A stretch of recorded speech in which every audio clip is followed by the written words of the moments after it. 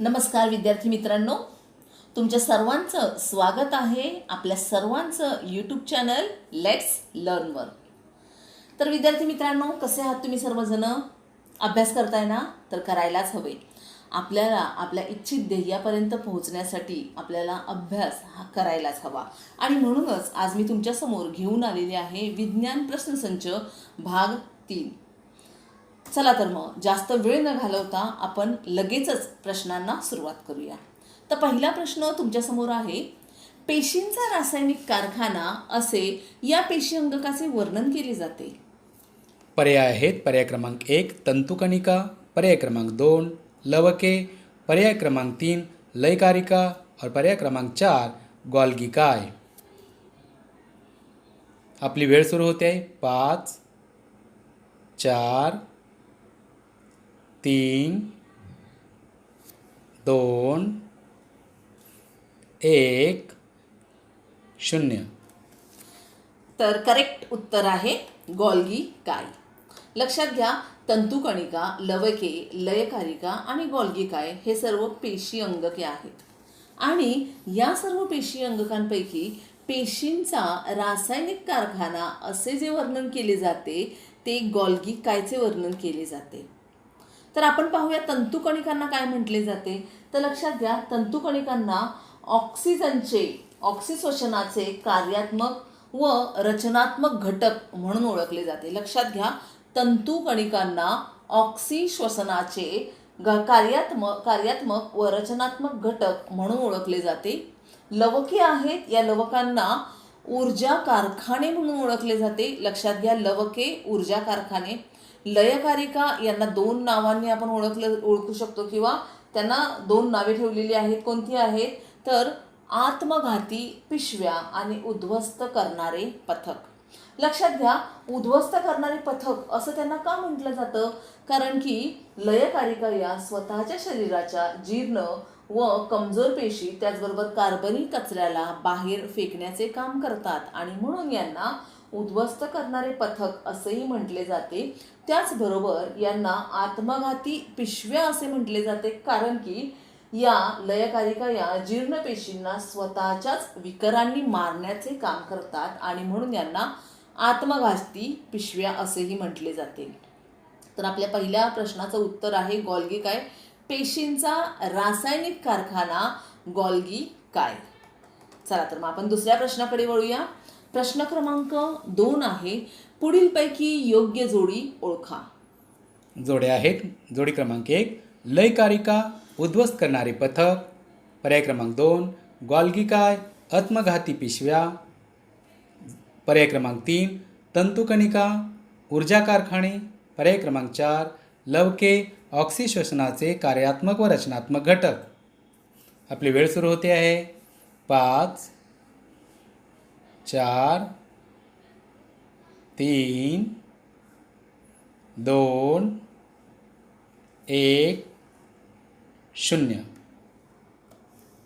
तर लक्षात घ्या, इथे जे आहे आपलं करेक्ट आन्सर आहे नंबर 1 म्हणजे लयकारिका। जसं प्रश्न क्रमांक 1लाच आपण पाहिलेलं होतं, लयकारिका ज्या आहेत त्यांना उद्ध्वस्त करणारे पथक किंवा आत्मघाती पिशव्या असे म्हणतात आणि जर का तसं असेल तर ऑप्शन नंबर 1 हा काय आहे, अगदी बरोबर आहे। कारण की इथे आपल्याला योग्य जोडी ओळखायला सांगितलेली आहे आणि ही जोडी योग्य आहे। परंतु त्याच वेळेस दुसरी गोष्ट ही लक्षात येते, या लयकारिकांना आत्मघाती पिशव्या असेही म्हटले जाते, जसं मी तुम्हाला आत्ताच सांगितलेलं होतं। त्याच्यामुळे गोल्गी कायची ही जोडी मात्र चुकीची ठरते। ओके, जर तुम्हाला हे माहिती असेल की लयकारिकांना उद्ध्वस्त करणारे पथक आणि आत्मघाती पिशव्या असे देखील म्हटले जाते, मग त्यानुसार गोल्गी काय आणि आत्मघाती पिशव्या ही जोडी चुकीची होते।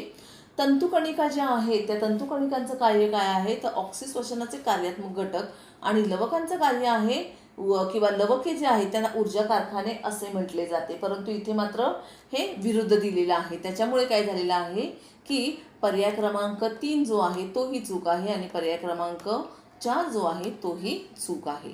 तर करेक्ट ऑप्शन आहे लयकारिका, ज्यांना आपण म्हणतो उद्ध्वस्त करणारे पथक, आणि योग्य जोडी तीच आहे। इतर तिन्ही जोड्या चुकीच्या आहेत। पुढे आपण जाऊया प्रश्न क्रमांक 3 वर। खालील अयोग्य विधान ओळखा। पर्याय आहेत विधान क्रमांक 1, बंद रक्ताभिसरण संस्थेत शुद्ध रक्त व अशुद्ध रक्ताचे वेगवेगळे वहन केले जाते. पर्याय क्रमांक 2, प्राण्यामध्ये खुली व बंद अशा 2 प्रकारच्या रक्ताभिसरण संस्था आढळून येतात. पर्याय क्रमांक 3, झुरळामध्ये बंद रक्ताभिसरण संस्था आढळून येते. आणि पर्याय क्रमांक 4, खुल्या रक्ताभिसरण संस्थेत शुद्ध रक्त व अशुद्ध रक्त एकत्र मिसळते.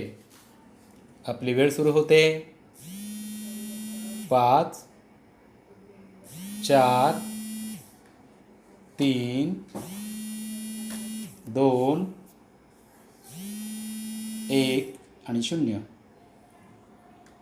तर करेक्ट ऑप्शन आहे पर्याय क्रमांक 3. पर्याय क्रमांक 3 हा करेक्ट का आहे तर लक्षात घ्या, जी आपली रक्ताभिसरण संस्था जी आहे, या रक्ताभिसरण संस्थेशी निगडीत असे हे पर्याय आहेत, विधाने आहेत. तर पहिलं विधान जे आहे ते सांगत आहे की बंद रक्ताभिसरण संस्थेत शुद्ध व अशुद्ध रक्ताचे वेगवेगळे वहन केले जाते. लक्षात घ्या, जसं फॉर एक्झाम्पल जो माणूस आहे याच्यामध्ये बंद रक्ताभिसरण संस्था आढळून येते आणि त्यांच्यामध्ये शुद्ध आणि अशुद्ध रक्त जे आहे यांचं वेगवेगळे वहन केले जाते. हे अगदी करेक्ट आहे. लक्षात घ्या, पर्याय क्रमांक पहिला जो आहे तो अगदी करेक्ट आहे. आपल्याला अयोग्य ओळखायचं आहे, त्याच्यामुळे पर्याय क्रमांक 1 हा काय आहे, करेक्ट आहे. पर्याय क्रमांक 2 काय सांगतोय किंवा विधान क्रमांक 2 काय सांगतंय, प्राण्यांमध्ये खुली व बंद अशा 2 प्रकारच्या रक्ताभिसरण संस्था आढळून येतात. अगदी बरोबर, 2च प्रकारच्या रक्ताभिसरण संस्था आहे, एक तर खुली असते किंवा बंद असते. ओके, खुली रक्ताभिसरण संस्था जी असते, या खुल्या रक्ताभिसरण संस्थेमध्ये शुद्ध रक्त आणि अशुद्ध रक्त या दोन्ही प्रकारच्या रक्ताचं एकत्रित वहन केलं जातं. हे मिक्स झालेले असतात आणि बंदमध्ये वेगवेगळ्या प्रकारे वहन केलं जातं. त्याचबरोबर इथे तिसरं जे विधान आहे ते आहे झुरळामध्ये बंद रक्तभिसरण संस्था आढळून येते. तर लक्षात घ्या, जे झुरळ आहे त्या झुरळामध्ये मात्र काय आहे तर रक्तभिसरण संस्था जी आहे ती खुली आढळून येते. आणि झुरळाबरोबरच गोम, विंचू, गांडूळ, गोगलगाय अशा या प्राण्यांच्या मध्ये आपल्याला खुली रक्ताभिसरण संस्था आढळून येते. त्यामुळे हा जो आहे हा ऑप्शन काय आहे, चूक आहे म्हणजे हे विधान चूक आहे, परंतु ऑप्शन करेक्ट आहे. त्याच्यामुळे पर्याय क्रमांक 3 हे आपलं बरोबर आहे. चौथं काय आहे तर खुल्या रक्ताभिसरण संस्थेत शुद्ध रक्त व अशुद्ध रक्त एकत्र मिसळते, हेही काय आहे, बरोबर आहे. परंतु इथे फक्त झुरळ जे आहे त्या झुरळामध्ये खुली रक्तभिसरण संस्था आढळून येते, इथे मात्र बंद लिहिल्यामुळे हे काय झालेलं आहे, चूक आहे. आणि करेक्ट ऑप्शन आहे पर्याय क्रमांक 3. तर आपण आता पुढच्या प्रश्नाकडे वळूया. पुढचा प्रश्न आहे प्रश्न क्रमांक 4. खालील विधाने लक्षात घ्या.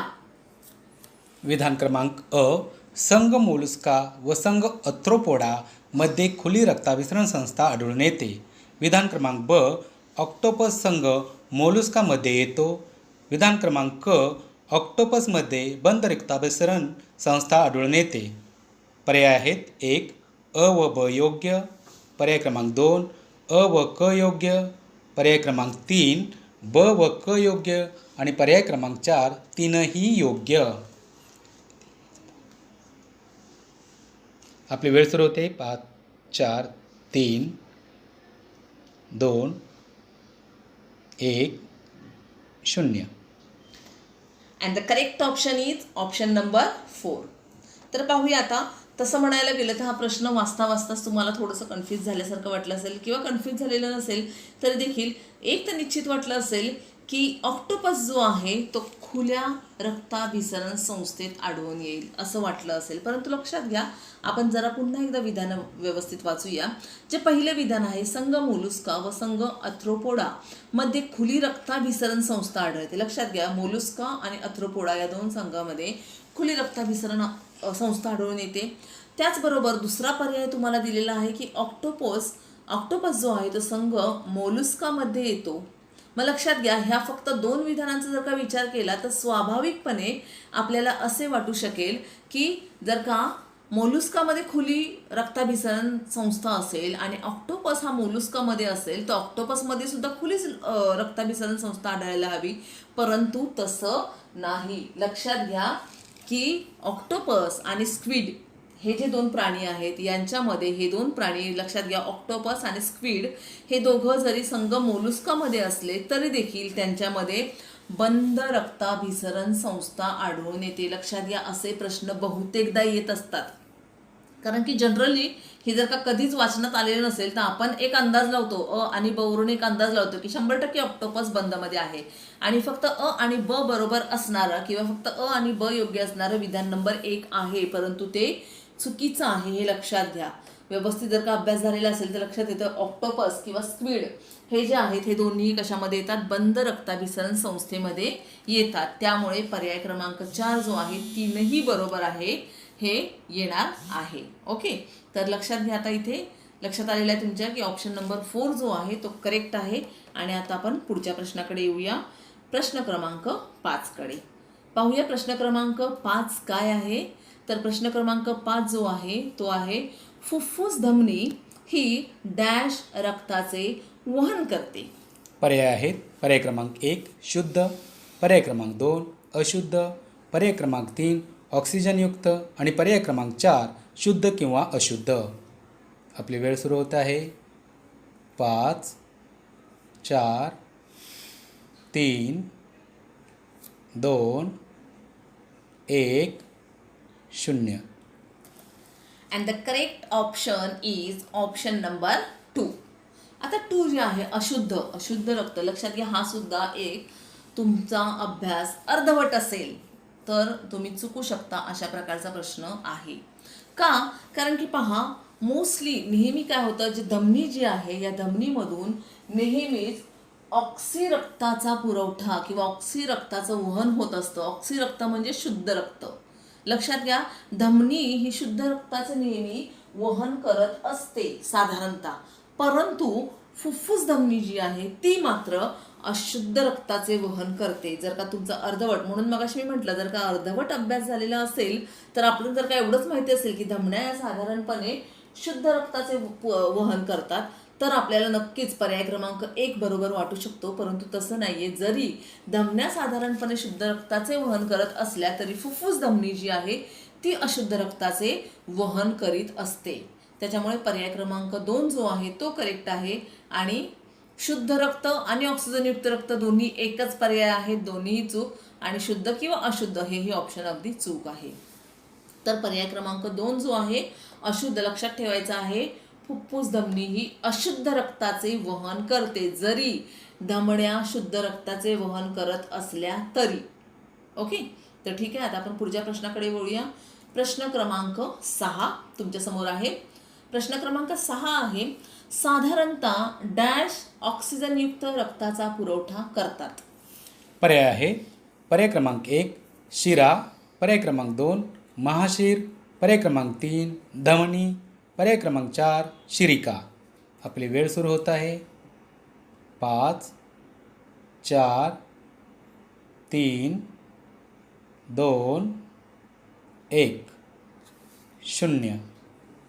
And the correct option is, तुम्हाला माहितीच असायला हवं खरं तर, धमनी. कारण आत्ताच क्वेश्चन नंबर 5 मध्येच मी हे केलेलं होतं. लक्षात घ्या, मुद्दामून मी असे प्रश्न काढलेले आहेत की तेच आहे, म्हणजे आपला स्टडी तोच आहे, पण त्याच्यावरच पुन्हा पुन्हा कसे प्रश्न येऊ शकतात हे तुमच्या लक्षात आलंच असेल. तर लक्षात घ्या, आत्ताच मी तुम्हाला सांगितलं होतं, पण एवढंच आहे की मगाशी मी तुम्हाला धमण्या शुद्ध रक्ताचा पुरवठा करतात असा शब्द वापरला होता आणि इथे मात्र ऑक्सिजनयुक्त आहे. तरीही मी एक शब्द वापरला होता, शुद्ध रक्त आणि ऑक्सिजनयुक्त एकच झालं असं मी मगाशी म्हटलेले होते. ठीक आहे, तर पहा इथं साधारणतः धमनी या ऑक्सिजनयुक्त रक्ताचा पुरवठा करतात. लक्षात घ्या, शिरा, महाशीर आणि शिरिका हे जे 3 ऑप्शन आहे हे सर्व अशुद्ध रक्ताचे काय करत असतात, वहन करत असतात. फक्त धमनी जी आहे ती काय करत असते, शुद्ध किंवा ऑक्सिजनयुक्त रक्ताचे वहन करत असते. त्यामुळे पर्याय क्रमांक 3 काय आहे आपला, बरोबर आहे. आता आपण पाहूयात प्रश्न क्रमांक 7. आणि प्रश्न क्रमांक 7 आहे, धमनी व शिरा यांना जोडणाऱ्या रक्तवाहिन्यांना डॅश असे म्हणतात. पर्याय आहेत पर्याय क्रमांक 1 केशवाहिनी, पर्याय क्रमांक 2 महाशीर, पर्याय क्रमांक 3 महाधमनी, पर्याय क्रमांक 4 शिरिका. आपली वेळ सुरू होत आहे. 5 4 3 2 1 0. And the correct option is option number 1.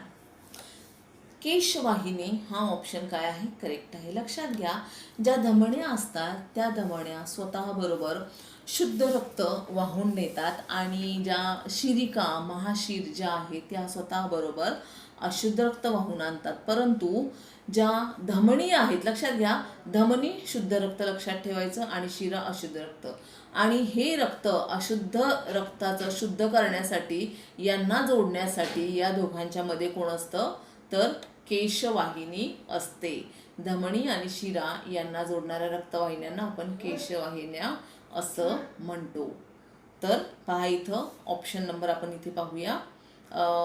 Option number 1 काय आहे, अगदी करेक्ट आहे. ठीक आहे. तर आता आपण पुढच्या प्रश्नाकडे वळूया. पुढचा प्रश्न आहे प्रश्न क्रमांक 8. रक्तवाहिन्यांचा अभ्यास करणारे शास्त्र डॅश होय. पर्याय आहेत. पर्याय क्रमांक 1 इम्युनॉलॉजी, पर्याय क्रमांक 2 ॲगोस्ट्रोलॉजी, पर्याय क्रमांक 3 एन्जिओलॉजी आणि पर्याय क्रमांक 4 अँथ्रोलॉजी. वेळ सुरू झालेली आहे आपली. 5 4 3 2 1 0. And the correct option is option number 3.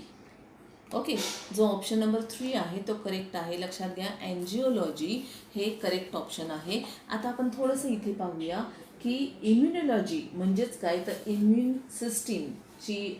System जो आहे आपलं त्याचा अभ्यास करणाऱ्या शास्त्राला आपण म्हणतो इम्युनॉलॉजी. ॲग्रेस्ट्रोलॉजी जे आहे त्याला आपण म्हणतो स्टडी ऑफ ग्रासेस, जे गवत आहे त्या गवताच्या स्टडीला आपण म्हणतो ॲग्रेस्ट्रोलॉजी. आणि त्याबरोबर अँथ्रोलॉजी जे आहे त्याला आपण म्हणतो जे स्टडी ऑफ जॉईंट्स, जे जॉईंट्सचा स्टडी केला जातो, अभ्यास करणारं शास्त्र म्हणजे अँथ्रोलॉजी. परंतु रक्तवाहिन्यांचा अभ्यास करणारे शास्त्र अँजिओलॉजी. तर लक्षात घ्या, रक्तवाहिन्यांचा अभ्यास करणारे शास्त्र अँजिओलॉजी आणि आपला करेक्ट आन्सर आहे अँजिओलॉजी. ठीक आहे. तर आता आपण जाऊया प्रश्न क्रमांक 9 कडे जाऊया आपण. तुमच्यासमोर आहे प्रश्न क्रमांक 9.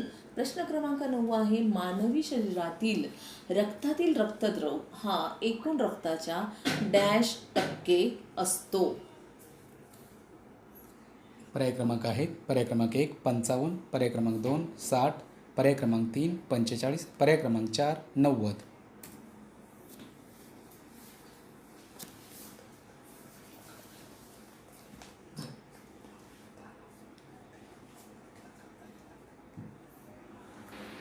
तर करेक्ट ऑप्शन जे आहे ते आहे पर्याय क्रमांक 1 55%. लक्षात घ्या, ज्यावेळेस हा प्रश्न येतो त्यावेळेस आपल्याला सहजच कोणाला तुमच्यापैकी एकाला तरी वाटलं असेल किंवा कोणाला तरी असं वाटलं असेल की 90% हे बरोबर असेल, कारण की मोस्टली आपण असं म्हणतो की 90% पाणी असतं शरीरात. पण लक्षात घ्या, इथे पाण्याबद्दल नाही तर रक्तामधला जो रक्तद्रव आहे त्या रक्तद्रवाबद्दल आपण इथे विचार करतोय. तर लक्षात घ्या, रक्तातील जो रक्तद्रव आहे तो 55% असतो. म्हणजे एकूण रक्त जेवढं असेल, म्हणजे एकूण रक्त जर 100% असेल तर रक्तद्रव हा 55% असतो. आणि या 55% रक्तद्रवामध्ये 90% पाणी असतं, 7% प्रथिनं असतात. या प्रथिनांच्या मध्ये मुख्यतः चार प्रकारची प्रथिनं असतात आणि जे उर्वरित 3% उरलेले आहेत ते असेंद्रिय घटक आढळून येतात. लक्षात घ्या, मानवी शरीराच्या रक्तातील रक्तद्रव हा रक्ताच्या 55% असतो, हे लक्षात घ्या. तर करेक्ट ऑप्शन आहे ऑप्शन नंबर 1. त्यानंतर आपण इथे पाहूया सर्वात शेवटचा प्रश्न आहे आपल्यासमोर आता. प्रौढ माणसात लाल रक्तपेशी डॅश येथे तयार होतात. पर्याय आहेत. पर्याय क्रमांक 1 यकृत, पर्याय क्रमांक 2 प्लीहा, पर्याय क्रमांक 3 अस्थिमज्जा, पर्याय क्रमांक 4 हृदय. आपली वेळ सुरू होते. 5 4 3 2 1 0. तर करेक्ट ऑप्शन जे आहे ते आहे अस्थिमज्जा. लक्षात घ्या, प्रौढ माणसामध्ये, लक्षात घ्या, प्रौढ हा शब्द वापरलेला आहे आणि प्रौढ माणसामध्ये अस्थिमज्जा ज्या आहेत त्या कशामध्ये होतात तर प्रौढ माणसामध्ये लाल रक्तपेशी ज्या आहेत या अस्थिमज्जा इथे तयार होत असतात. परंतु जे भ्रूण आहेत, भ्रूणामध्ये मात्र लाल रक्तपेशी म्हणजे लोहित रक्तपेशी या यकृतामध्ये आणि प्लीहामध्ये तयार होतात. हे खूप महत्त्वाचं आहे, नोटडाऊन करून ठेवा. भ्रूण जे आहे त्या भ्रूणामध्ये लाल रक्तपेशी या यकृत आणि प्लीहामध्ये तयार होतात. परंतु प्रौढ माणसामध्ये मात्र याच लाल पेशी अस्थिमज्जामध्ये तयार होत असतात. ओके, तर आजचे आपले 10 प्रश्न झालेले आहेत. आपण लवकरच पुन्हा भेटणार आहोत नवीन व्हिडिओ घेऊन. आणखीन काही प्रश्न लक्षात घ्या, हा जो पुढचा जो व्हिडिओ असणार आहे तोही आपल्या रक्ताभिसरण संस्थेवरच असणार आहे. तर याच्याच पुढचे आपण एक एक पुढचे टॉपिक घेत जाऊया, काही प्रश्न करत जाऊया. परंतु जर तुम्हाला माझे व्हिडिओज आवडत असतील तर प्लीज माझ्या व्हिडिओला लाईक, सबस्क्राईब करायला विसरू नका आणि त्याचबरोबर कमेंट करायला विसरू नका. तर ठीक आहे, आपण भेटूयात लवकरच. तोपर्यंत टेक केअर, स्टडी.